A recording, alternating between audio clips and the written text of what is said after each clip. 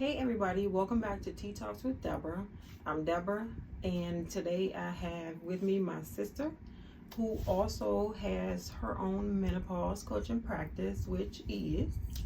First of all, my name is Denise, Okay. and my practice is called Aya Women's Wellness Coaching, which you can find on my website, beauty-overage.com. And today I wanted to bring her into a video because we want to talk about the daily routine we have to kind of manage crazy menopause symptoms. And just basically do self-care that will get you sort of through the changes that happen to you during menopause. So let's begin. So as far as the morning routine for me, I tend to try to turn off my alarm clock before it goes off because I notice that kind of irritates me a little bit. I get up and just kind of slowly move around and whittle my little way onto the bathroom so I can do my face routine and then slowly kind of get dressed and get myself like it's almost like being lubricated. Get my joints lubricated, get my mind set for having to get up, out, into work. So my routine is a little bit different than hers. She'll do her shower in the evening as her wind down, whereas I'll do mine as a wake me up for the next morning. And I just recently started making sure that I was doing things for my skin as well when I was in the shower. So we'll do the sort of double cleanse with the antibacterial, and I learned this from the girls on TikTok. The cleanse with the antibacterial, and then a moisturizing body wash. Then I usually put, because my skin is very dry, my legs can get very flaky, so I'll use the Johnson's oil gel and then get out and put lotion on and go from there. And that definitely helps with and I'm believing it's like the estrogen level drops. It can affect your skin. Like we said on the last video, your skin can dry up to nothing. Like I have the worst alligator legs now. I feel like they look like old lady legs. So that's a big help to have a skincare routine too. I have flakes on my legs if they are not moisturized that will fly through the air. And I'll let you when we get to the evening wind down, I'll let you know what I do as far as my skin, because I'm itching and everything. But needless to say, moving on, I noticed that when I rush through my morning routine, I tend to feel a little bit unsettled, which makes me moody, and the beginning of my day is chaotic. So it's super important for me to kind of ease myself into my morning. It makes a world of difference for, especially when you have to be on the phone listening to people's problems all day. It makes a world of difference to start your morning off the right way. So you don't want to rush yourself. That like sets the tone for you feeling rushed for the rest of the day. And by the way, we are both nurses who work in women's health, OBGYN. We do a lot of triaging, and we definitely hear a lot of this about the menopause symptoms that people have and them not knowing what they can do to make it better. We've been doing this for years. Yeah. Okay, so as far as a midday routine, I absolutely have to have a warm drink. But when I get to work, sometimes I'll have some tea, but mostly I'll have coffee. I have my breakfast at work, so that way I don't feel so rushed or like I have to force myself to scarf down breakfast like before I get there, even though sometimes I do. But I do have to have that warm drink, because not only do I feel like it settles me down a little bit, I think I'm addicted to the thought that caffeine is going to help keep me a little grounded during the day. Also, I noticed that I have to get up and kind of stand up. I might walk around our clinic a little bit, because if I sit too long, the joints, they get stiff, they start to hurt, and you feel like you just can't stand up straight immediately because we're on the phone. So you feel like you just can't stand up immediately. So you ease yourself up and walk around, and again, kind of lubricate them joints.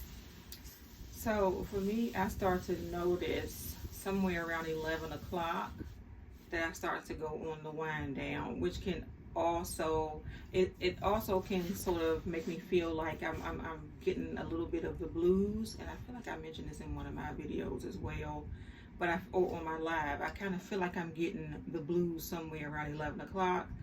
So that, like you said, getting up and walking around. But then also at lunchtime, I notice if I can go outside and like walk to get something to eat, I have more energy in the afternoon. Yeah.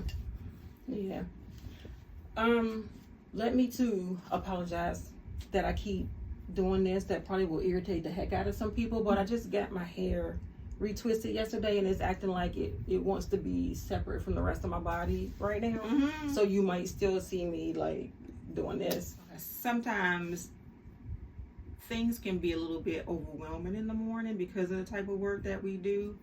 Sometimes you have to get out of the office. Even if you go and sit in your car, you have to get out of the office, change your scenery for your lunch hour, and go back. If you have time to just sit and sort of meditate, that is even better. Yeah, we almost made it to the park one lunchtime, so we don't typically get to have lunch together, but we did that one day, and I so bad wanted to, like, we ran out to get lunch. I so bad wanted to park at the park and just sit and eat lunch, but it was like we had to wait for lunch so long. Yeah, we ran out of time. But that is definitely a pickup. Yeah, because it was beautiful and sunny that day. Mm-hmm. Yeah, but even doing that sort of gave you that little oomph that you needed for the rest of the afternoon. Also, one of the things that I feel like I have to do at work is to not let the little things bug the heck out of me. So we work in a very high stress environment. I would say it's fast paced, but it's like sometimes you feel like everybody's coming at each other. Sometimes that's the spirit of the day, that everybody's snappy, but you kind of have to, and that break helps. You kind of have to step back from it, not let it change how you feel about like your day or your spirit, and don't let people come in and interrupt your aura. Well, that's one of the things about menopause. You get to the point where you say, I'm not taking the BS off of other people. It might make you snap. That may be one of the times that you need to remove yourself from the situation. Step outside for a few minutes, take some deep breaths, and come back. Yeah, I would definitely say menopause is definitely when you get to that grown woman vibe. Because you are definitely like, I do not have time for the crap. Like, if you come at me, you're gonna get the same energy you came at me with. Like, so sometimes I do have to reel it in a little bit, but I'm not taking that from you anymore because you just done it for way too long, and I'm done. So I would just say keep an eye on that, like how you respond to people. You can be professional and cut them to the quick. You can definitely be professional and just cut it off, and then they just sit there and look, or they walk out and whatever, they do whatever, but don't take it. Don't take the crap. The evening routine. In general, the first thing I get done when I get home in the evening is a shower. For some reason, and I don't know why I don't do something different when I get home, but for some reason, that is what starts the process of my body winding down and relaxing so that I can get to sleep at night. So my shower routine is going to change.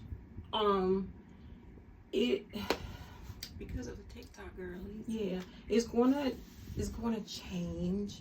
But the biggest thing for me with menopause is that super dry alligator skin that I was talking about.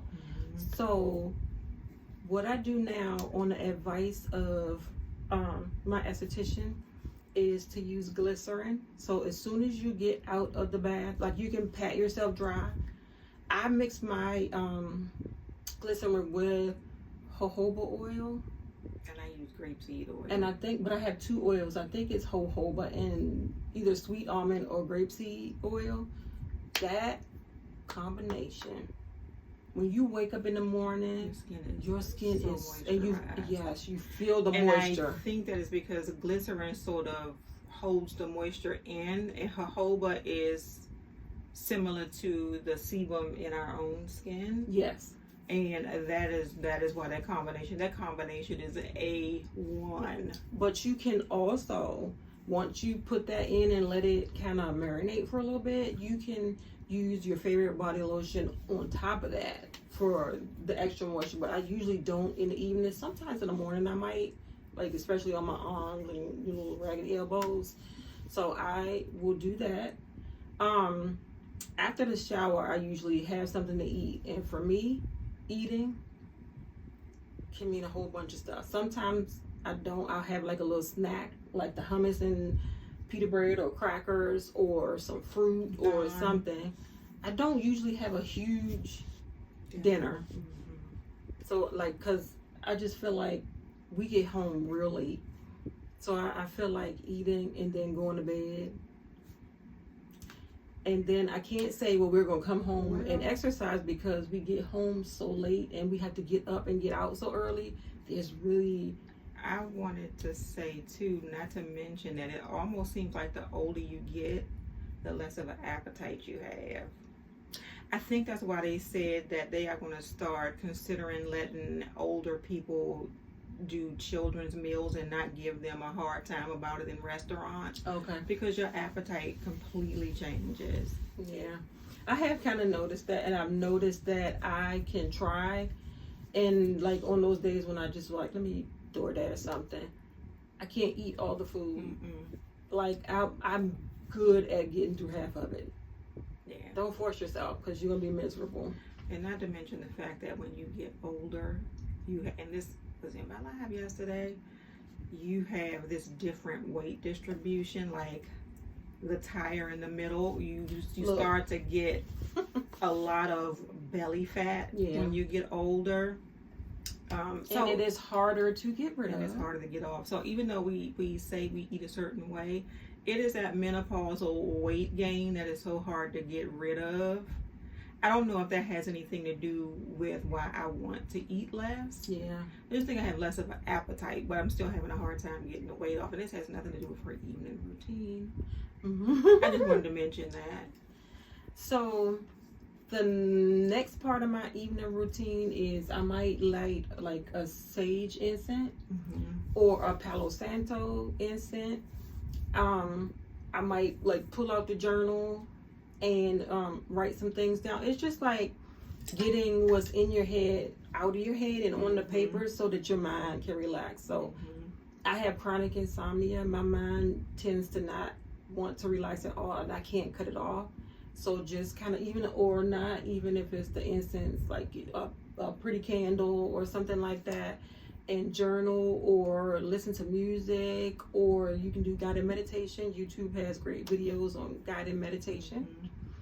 My phone goes on do not disturb at 7 p.m. So by the time I get home, it's on do not disturb. So that's very helpful because it scares the heck out of you and you can't get back to sleep. So yeah, that, and then I try to be in the bed at 9. I might not fall asleep, and do know that, like I said, I have insomnia. I do take medication for it. There's nothing wrong with taking medication to help you with some of your menopause symptoms. I simply cannot sleep, so in order for me to be rested, I have to take medication, and I don't feel bad about it. So my evening routine is sometimes I'll do a shower if I'm feeling particularly filthy that day. Overwhelmed. I'll take a shower with mental dirt. But most of the time I just come home and change. I'll come into this room where we are now, and I'll either read, Mm-hmm. or I'll sit at my computer. I'll light my candles, do my incense. Mm-hmm. I'll turn on that app who's it called? Great Meditations, something like that on YouTube. Mm-hmm. My absolute favorite guided meditations. I'll put that on and sit there and meditate. Most of those meditations are like 10 minutes. So anybody can do 10 minutes worth of meditation. So I'll do those. I'm a little bit more of the tarot and oracle than she is. So I may read like my oracle cards and see where I am, and that is how I like to wind down. I'm like her sometimes. It'll be a small meal. It can be a bowl of cereal and I'll be happy. What they call it? That's the girly dinner or whatever they call Cereal? it. Yeah. But yeah, it'll be something light for dinner or some leftovers or something. Mm-hmm. And I don't get into bed at 9 o'clock because I don't want to. Usually it'll be like somewhere around 10 o'clock or 10:30. The biggest tip though I think I have for like your evening wind down is to not bring all of the stress from your work day home. Mm-hmm. That is going to block all your goodness and rest and winding down for the day, because that's one of those things that are going to be in your head and you're going to ruminate and you just can't get it out of your head, which means it's going to interrupt your sleep. So leave that crap outside your door. Yeah, I agree with the meditation to get it out. Meditate. I agree with what she said about the journaling to get it out of your head. I don't do that nearly as much as I should. Or the meditation. They have meditation for different things. They have meditations to help you sleep if you need that. But either one of the two of those. Two books that I want to recommend is, like we were mentioning, meditations. They have a meditations for Black women. And don't we'll just say right. For women. Yeah. It does not necessarily have to be for Black women. They have meditation books for women of all kinds. These are the ones we just happen to have here. Yeah, even if you pick this one up, anybody can do these. Mm-hmm. And I like this book because, first of all, it's small. If you want to take this with you and do your meditation at lunchtime, drop it in your work bag. I'm gonna mention it. Okay. And I like how gorgeous the inside. Yeah. The pages are a little bit of a shiny. Mm-hmm. So high quality pages, full color, lots of excellent meditations ideas for different situations. And this one has 75 meditations in here for you. The next book, if you are someone who's saying, well, I don't know what self-care is. I don't know what to do for myself to care for myself. There's also a self-care for Black women, but self-care for women, if you want to pick this book up as well. It is in a similar format, so full color and different self-care for, well, some of these might be explicitly Black, but for different situations. Like they give you a nighttime skincare routine, sleeping on a silk pillowcase, cleaning your home, spending time in the sun, different things like that. And again, you can get a different self-care book. Yeah. But sometimes us as Black women, we do tend to have specific needs. Yeah. So there's nothing wrong with getting something that's crafted specifically when I say for you. For specific needs, there was one that I just saw in here that says something about tokenism. Don't be the token Black person. Hey, there is even one that says let go of imposter syndrome, cut off emotionally immature people. I kind of think anybody can get what they need out of these books. I will say I tend to speak more on like Black women because that's my experience. Yeah. And that's okay. Yeah. I'm not excluding anyone. But recommend you look us. for, we are definitely including us. I recommend that you look for resources that cater specifically to you. Mm-hmm. But as for me, this caters to me, so that's kind of where I'm going to be coming from. And I do want to say, if you are interested in either one or the both of these books are available on my website. They are available as a pre-order right now, only because I'm a small business and I don't want to overstock anything. But beauty-overage.com, you can find both of them. I may even Do a set. yeah, try to sort of work out a bundle deal. Just let me know if you all are interested in maybe a bundle deal on these books. I'll let her know. If any of what we said today resonated with you, I would love to be able to help you out. I offer free clarity calls, also one-on-one coaching on how to build your routine so that it's specific to you. If that's something that you might be interested in, you can reach me at, and it'll be on the screen, Deborah at forherbyhercoaching.com. A link will be in the description. Thank you all for watching. Please like, comment, and definitely share this video. Please subscribe if you haven't subscribed, because I have a lot of good stuff coming out. And share this video with your friends, your family, anyone who may need this information. Or anyone who may need the clarity call or one-on-one coaching because they're struggling through this whole menopause transition. I'm definitely here for you. Denise is here for you at Aya Women's Wellness Coaching On beauty-overage.com. on beauty-overage.com. My website is forherbyhercoaching.com. Thank you for watching the video, and you all have a great day. Bye. Bye.